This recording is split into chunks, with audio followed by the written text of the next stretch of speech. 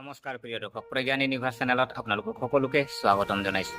আজি আমি লৈ আহিছোঁ, যিহেতু আজি আগন্তুক যি আগষ্ট মাহ আৰম্ভ হৈছে আৰু আগষ্ট মাহত যিহেতু কন্যা ৰাশিৰ বাবে আজি ধন, বিত্ত, কেৰিয়াৰ, শিক্ষা আজি কেনেকেনো যাব, কেনেকেনো আজি আপোনাৰ কি গ্ৰহণো আজি আপোনাৰ যিহেতু গোচৰ কৰিব, কিনো ফলাফল দিব, তাৰ ওপৰত আমি বিতংভাৱে আলোচনা কৰিম।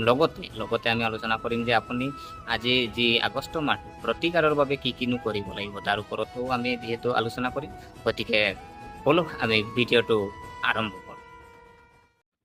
প্ৰিয় দৰ্শক, কন্যা ৰাশিৰ যদি 2025 চনৰ আগষ্ট মাহৰ মাহেকীয়া ৰাশিফলত আজি স্বাস্থ্যৰ ওপৰত যদি চোৱা হয়, যে আগষ্ট মাহে স্বাস্থ্যৰ দৃষ্টিকোণৰ পৰা মিশ্ৰিত ফলাফল দিব পাৰে। আনহাতে গাফিলতিৰ ক্ষেত্ৰতো ফল দুৰ্বল হ'ব পাৰে। আপোনাৰ লগ্ন বা ৰাশিৰ প্ৰভু গ্ৰহ বুধ 30 আগষ্টলৈকে লাভৰ ঘৰত থাকিব। সাধাৰণতে ই আপোনাৰ স্বাস্থ্য সুৰক্ষিত কৰিবলৈ চেষ্টা কৰিব। বিশেষকৈ মাহৰ প্ৰথম অংশত যেতিয়া স্বাস্থ্যৰ কাৰক সূৰ্য লাভৰ ঘৰত থাকিব, তেতিয়া আপোনাৰ স্বাস্থ্যৰ সাধাৰণতে অনুকূল হৈ থাকিব। কিন্তু সেই সময়তো সাৱধানে কাম কৰা প্ৰয়োজন হ'ব, কাৰণ মংগল গ্ৰহৰ গোচৰত গোটেই মাহটো আপোনাৰ প্ৰথম ঘৰতে থাকে। একে সময়তে শনিয়েও সপ্তম স্থানৰ পৰা প্ৰথম ঘৰটোলৈ চাই আছে। ইয়াৰ কাৰণে শৰীৰত আঘাত আদিৰ ভয়ৰ সৃষ্টি হ'ব পাৰে। মূৰৰ বিষ, জ্বৰ, চকুত জ্বলা পোৰা আদি অভিযোগে দেখা যায়। সেয়ে এই মাহটোৰ ভিতৰতে স্বাস্থ্যৰ প্ৰতি লক্ষ্য ৰাখিব লাগিব। যদি আপুনি সাৱধানে কাম কৰে, তেন্তে আপোনাৰ লগ্ন বা ৰাশিৰ প্ৰভু গ্ৰহ বুধ গ্ৰহ শক্তিশালী হ'ব আৰু আপোনাৰ স্বাস্থ্য অটুট থাকিব। তুলনা কৰিলে স্বাস্থ্যৰ দৃষ্টিকোণৰ পৰা মাহটোৰ প্ৰথম অংশটো ভাল। মাহৰ দ্বিতীয়াৰ্ধত দুৰ্বল সূৰ্যই আপোনাক সমৰ্থন কৰাত পিছ পৰি থাকিব পাৰে। সেয়ে মাহটোৰ দ্বিতীয়াৰ্ধত স্বাস্থ্য সজাগতাৰ অধিক প্ৰয়োজন হ'ব। এইদৰে আমি ক'ব পাৰোঁ যে কিছু সাৱধানতা অৱলম্বন কৰাৰ পিছত এই মাহত আপুনি স্বাস্থ্য বজাই ৰাখিব পাৰিব। প্ৰিয় দৰ্শক, ইয়াৰ পিছত যদি চোৱা হয় কেৰিয়াৰ, আজি কেৰিয়াৰনো আপোনাৰ কেনেকৈ যাব তাৰ ওপৰত আহকচোন আলোচনা কৰোঁ। আপোনাৰ কেৰিয়াৰৰ স্থানৰ প্ৰভু এই মাহৰ 30 তাৰিখলৈকে আপোনাৰ লাভৰ ঘৰত থাকিব, অৰ্থাৎ মাহটোৰ বেছিভাগ সময় বুধৰ গোচৰত অনুকূল অৱস্থাত থাকিব। গতিকে কামৰ ক্ষেত্ৰত বুধ গ্ৰহই আপোনাক ভাল সমৰ্থন দিব আৰু বিশেষকৈ ব্যৱসায়ৰ লগত জড়িত যিসকল জাতক জাতিকা আছে, তেখেতসকলৰ নিজৰ কৰ্ম ব্যৱসায়ত অতি ভাল কাম কৰিব পাৰিব আৰু বুধ গ্ৰহৰ ভাল সহায়ৰ বাবে নতুন কাম আৰম্ভ কৰাটো সম্ভৱ হ'ব। বিশেষকৈ মাহৰ প্ৰথমাৰ্ধত যেতিয়া সূৰ্য আৰু বুধৰ সংযোগ আপোনাৰ লাভৰ ঘৰত থাকিব, তেতিয়া ব্যৱসায়ৰ সৈতে জড়িত সিদ্ধান্তই ভাল ফলাফল দিব। বৌদ্ধিক কাম কৰা মানুহেও ভাল ফলাফল পাব, যেনে পৰামৰ্শ, যোগাযোগ বা যিকোনো ধৰণৰ এজেণ্ট বা ভাল ফলাফল পাব পাৰে। বৃহস্পতিৰ গোচৰতেও এই কামত আপোনাক সহায় কৰিব। কিন্তু 21 আগষ্টলৈকে মহিলা সম্পৰ্কীয় বিষয়ত আপুনি সাৱধানে আৰু মৰ্যাদাপূৰ্ণভাৱে কাম কৰিব লাগিব। বিশেষকৈ যদি আপুনি কৰ্মৰত আৰু আপোনাৰ ছিনিয়ৰৰ বা বছ এগৰাকী ভদ্ৰ মহিলা, তেন্তে তেওঁৰ সৈতে বন্ধুত্বপূৰ্ণ সম্পৰ্ক বজাই ৰাখিবলৈ চেষ্টা কৰাটো প্ৰয়োজনীয় হ'ব। তাইক সম্পূৰ্ণ সন্মান কৰাটো প্ৰয়োজনীয় হ'ব, তেতিয়াহে কথাবোৰ আগবাঢ়ি যাব। যদিও নিয়োজিত জাতক জাতিকাসকলে সাধাৰণভাৱে ভাল কাম কৰি যাব, তেন্তে ৰাহু কেতুৰ প্ৰভাৱ বিবেচনা কৰিলেও ষড়যন্ত্ৰ আৰু ষড়যন্ত্ৰকাৰীৰ পৰা আঁতৰি থাকিবলৈ চেষ্টা কৰাটো প্ৰয়োজনীয় হ'ব। এনে কৰিলে সাধাৰণতে চাকৰিটোত অনুকূল ফলাফল পাব। প্ৰিয় দৰ্শক, ইয়াৰ পিছত যদি চোৱা হয় প্ৰেম বা বিবাহ, আজি ব্যক্তিগত সম্পৰ্কনো কেনেকৈ থাকিব জানো আহকচোন। আগষ্ট মাহৰ বাবে যদি আপোনাৰ প্ৰেমৰ সম্পৰ্কৰ কথা কওঁ, তেন্তে আপোনাৰ পঞ্চম ঘৰৰ প্ৰভু পদ এই মাহত বৰ অনুকূল নহয়। পঞ্চম ভগৱান শনি ৰেড গ্ৰেড অৱস্থানত সপ্তম স্থানত থাকিব আৰু এনে পৰিস্থিতিত প্ৰেম বিবাহৰ ইচ্ছা কৰা যিসকল জাতক জাতিকা আছে, তেখেতসকলে কিছু ভাল ফল পাব পাৰে। কিন্তু আন মানুহৰ প্ৰেমৰ সম্পৰ্কত উদাসীনতা দেখা যায়। সিজনে সিজনৰ বাবে কম সময় ল'ব পাৰিব বা সিজনে সিজনৰ লগত অভদ্ৰভাৱে কথা পাতিব পাৰিব।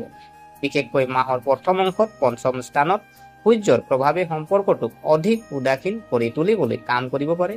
গতিকে এই মাহত প্ৰেমৰ সম্পৰ্কত সাৱধান হোৱা প্ৰয়োজন হ'ব। যদি সিজনে সিজনক সম্পূৰ্ণ শ্ৰদ্ধা দিয়াত কিবা অসুবিধা হয়, তেন্তে এই মাহত কম কথা পতা বা ভাল হ'ব বা লগ পোৱাৰ পৰা বিৰত থাকিব। এনে কৰিলে সম্পৰ্কটো যিদৰে আছে তেনেদৰেই থাকিব। প্ৰেমৰ কাৰক শুক্ৰ চলিত মাহৰ 21 আগষ্টলৈকে আপোনাক প্ৰেম জীৱনত সহায় কৰিব নোৱাৰিব, কিন্তু তাৰ পিছত ই আপোনাক সহায় কৰিব বিচাৰিব।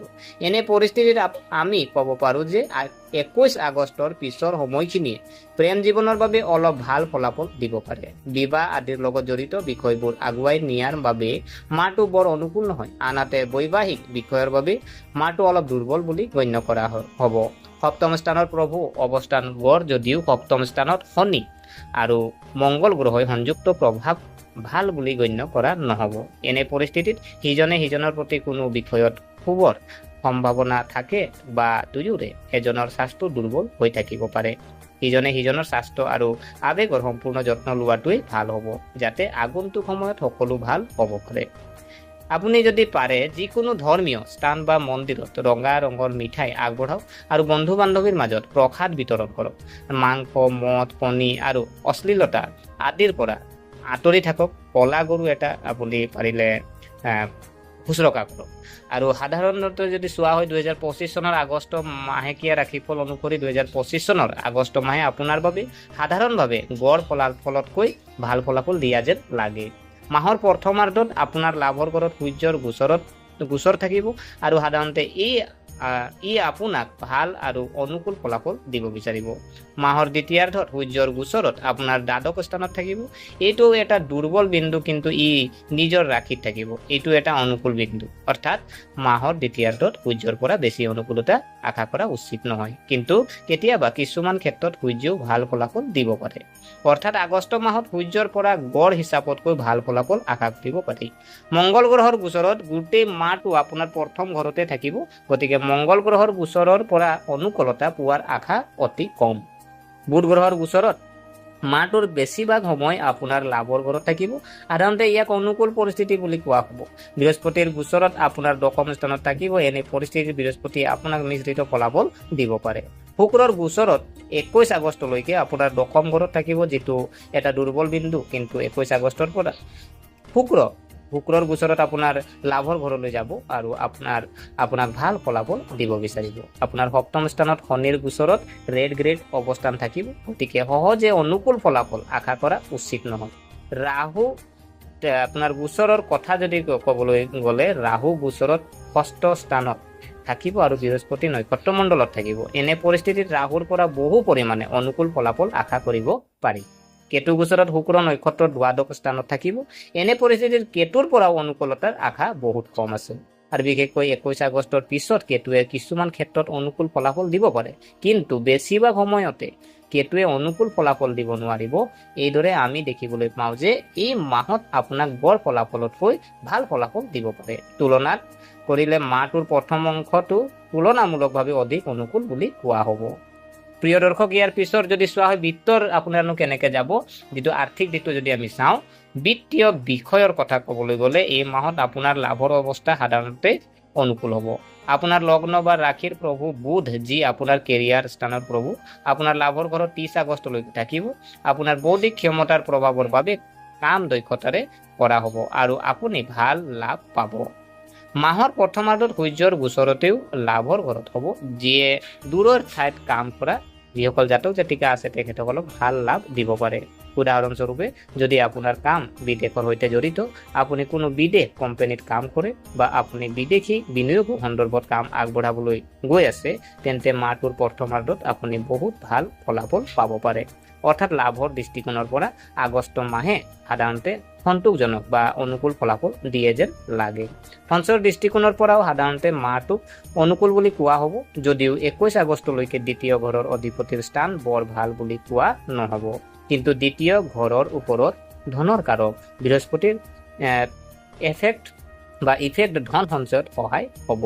ইয়াৰ লগতে বৃহস্পতি গ্ৰহ ইতিমধ্যে সঞ্চয় কৰা ধন সুৰক্ষিত কৰাৰ ক্ষেত্ৰত আপোনাক অনুকূল কৰিব পাৰে। অৰ্থাৎ সাধাৰণতে আগষ্ট মাহে বিত্তীয় বিষয়ত বহু পৰিমাণে অনুকূল ফলাফল দিব পাৰে। লাভৰ দৃষ্টিকোণৰ পৰা মাহটো ভাল আৰু সঞ্চয়ৰ ক্ষেত্ৰতো ই আপোনাৰ বাবে সহায়ক হ'ব পাৰে। যদি আমি তুলনা কৰোঁ, তেন্তে মাহৰ প্ৰথম অংশটোত উপাৰ্জনৰ বাবে ভাল হোৱাৰ বিপৰীতে মাহৰ দ্বিতীয় অংশটোত সঞ্চয়ৰ বাবে ভাল হ'ব। বন্ধু বান্ধৱ আৰু পৰিয়াল যদি চোৱা হয়, আগষ্ট মাহৰ ৰাশিফল 2025 অনুসৰি আগষ্ট মাহত পাৰিবাৰিক বিষয়ত গড় হিচাপতকৈ ভাল ফলাফল পাব পাৰে। যদিও 21 আগষ্টলৈকে আপোনাৰ দ্বিতীয় ঘৰত প্ৰভু শুক্ৰৰ অৱস্থান তুলনামূলকভাৱে দুৰ্বল বুলি কোৱা হ'ব। কিন্তু শুক্ৰই সৌভাগ্যৰ কাৰক বৃহস্পতিৰ সৈতে সংযুক্ত হ'ব আৰু বৃহস্পতিয়ে আপোনাৰ দ্বিতীয় ঘৰটোলৈ পঞ্চম দিশটো চাব।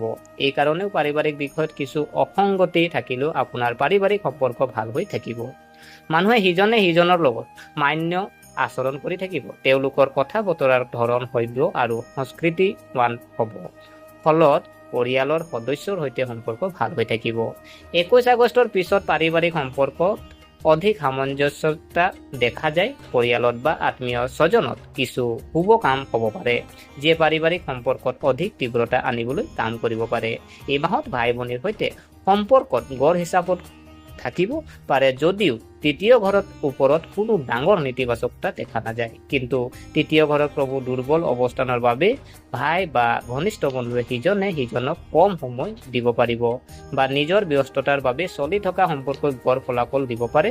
ঘৰৰ লগত জড়িত বিষয়ে সাধাৰণভাৱে গড় ফলাফল দিয়া যেন লাগে। মাহটোৱে যদি শনি মংগল গ্ৰহৰ প্ৰভাৱৰ বাবে ঘৰৰ লগত জড়িত কিছুমান সমস্যাৰ মাজত আপোনাক অশান্তি দিব পাৰে, কিন্তু চতুৰ্থ গৃহৰ প্ৰভু বৃহস্পতি গ্ৰহৰ অনবৰতে চতুৰ্থ স্থানত দেখাৰ বাবে কোনো ডাঙৰ সমস্যা নহ'ব আৰু আপুনি কামবোৰ পৰিচালনা কৰিব পাৰিব। অৰ্থাৎ মাহটো সাধাৰণতে পাৰিবাৰিক সম্পৰ্কৰ বাবে অনুকূল, আনহাতে মাহটোৱে ভাই ভনীৰ সৈতে সম্পৰ্কৰ বাবে গড় ফলাফল দিয়া যেন লাগে আৰু ভনীয়েক ঘৰুৱা বিষয়ত মিশ্ৰিত ফলাফল পাব পাৰে।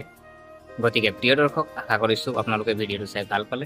যদি এই ভিডিঅ'ই আপোনাক কিঞ্চিত মানুহ লাভান্বিত কৰিলে তেনেহ'লে লাইক কৰিব, কমেণ্ট কৰিব, শ্বেয়াৰ কৰিব আৰু আমাৰ চেনেলটো যদিহে ছাবস্ক্ৰাইব কৰা নাই অনুগ্ৰহ কৰি ছাবস্ক্ৰাইব কৰি আমাক উৎসাহিত কৰিব। আশা থাকিলে পুনৰ লগ পোৱাৰ প্ৰতিশ্ৰুতিৰে আজিলৈ বিদায় মাগিলোঁ।